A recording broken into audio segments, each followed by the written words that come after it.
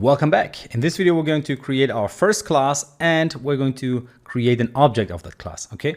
And you can go to the documentation and check it out and try to understand what's going on. But again, the documentation is expecting you to know stuff that it hasn't explained yet at the moment when it explains it, which is really a bummer, but you have me. So I'm happy to explain it to you either way. So classes in Kotlin are declared using the keyword class. Okay, that means we can just go ahead and create a class of a person, but I'm not going to use a person. I'm actually going to use a dog and I'm going to create dog classes. I have a dog myself and actually it's the dog of my wife. I'm not a big animal person, but whatever. So let's go ahead and create a dog class. Therefore, inside of our project, we have this project tab, right? And then inside of our app, Kotlin Java, EU tutorials, Kotlin basics, that's where I'm going to create a new class. So in order to do that, I need to scroll up a little bit so you can actually see it. So right click new, and then there is this option Kotlin class file. All right, so select that and give this the name of dog. So class names are singular. So you don't use a plural. All right, so you wouldn't use dogs, you would use dog. All right, so I'm going to create a class here, this time not a file, but actually a class called dog. So let's select that, and then it will create the dog class for us. So now let's think about what can dogs do. Well, dogs can bark, dogs can go for a walk, they can do their stuff, right? They can play. All of these things are examples of what dogs can do. Now, if we look back at our documentation, and we scroll quite a decent amount down, we will see what classes can contain.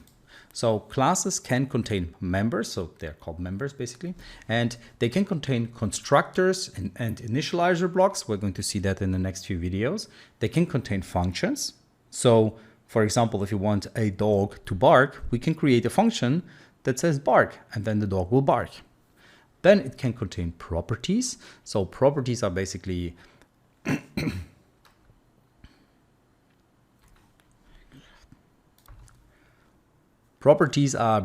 characteristics, you could say. Okay, and then you have nested and inner classes. So you can go as far as creating a class within a class, and then you can create an inner class, which is like it's two different ways of classes, but that goes way beyond what we will need for the next few lectures. And then classes can contain object declarations, but we're not going to go into that either. It's going to go way too far with this. So what we're going to focus on are going to be these 3 points. So constructors and initializer blocks, functions and properties, at least for the time being. So the other topics, there are way more advanced topics, but let's start with functions. And in order to execute a function, we need to use something called an initializer. Okay, so an initializer block to be precise. Therefore, inside of our dog, let's go ahead and create a function. Let's call it bark. And this function is just going to print out a statement, nothing more than that, that says woof, woof. And I believe I have a nice little image here that I let ChatGPT prepare for me. So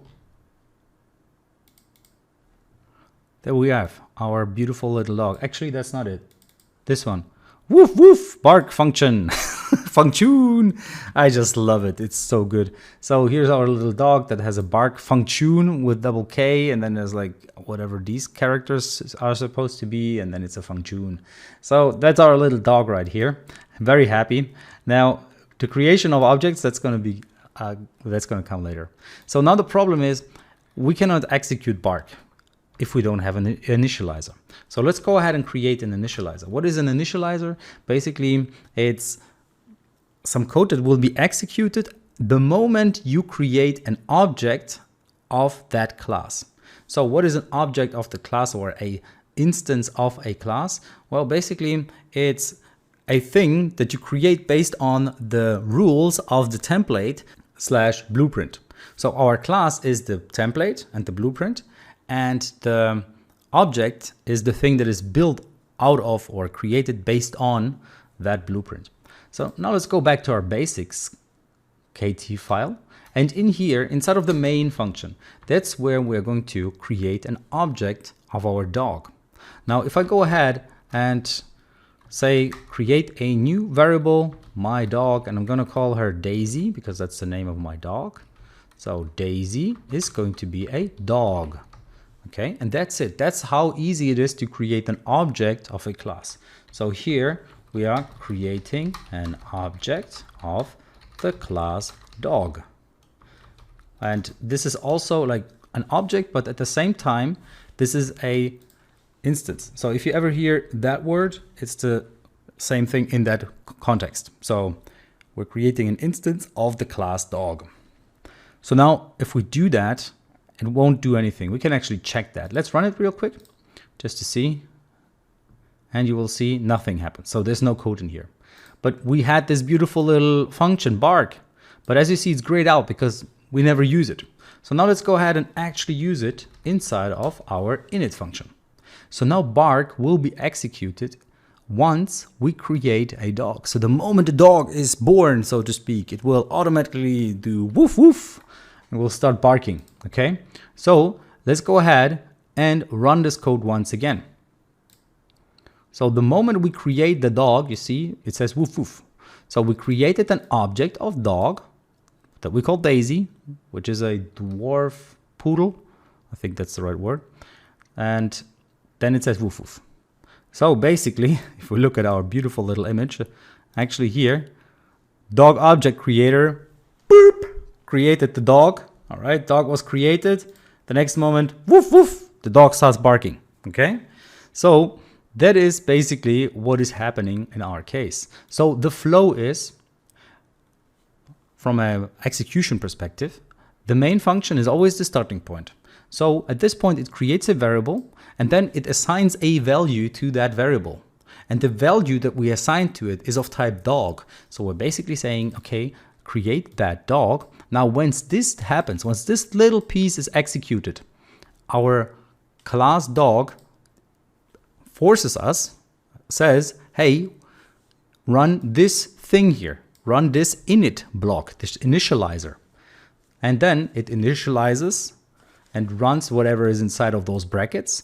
And then it says, execute this method because, or function, that's the function that we created. We created it here and we say, execute this function, please.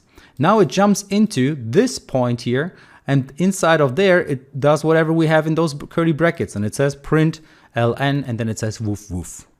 Okay, now obviously it could have been a lot easier. We could have just printed woof woof here, but that wouldn't explain the concept of how to create objects. Okay, so now you have seen how to create a class, you have seen our first initializer, and you've seen how to create a function inside of a class. So the function now is a member of our dog class. Okay, a class member, as well as the initializer is also a class member. Now, our dog doesn't have a color and doesn't have any properties or characteristics yet. That's something that we will look at in the next video. So see you there.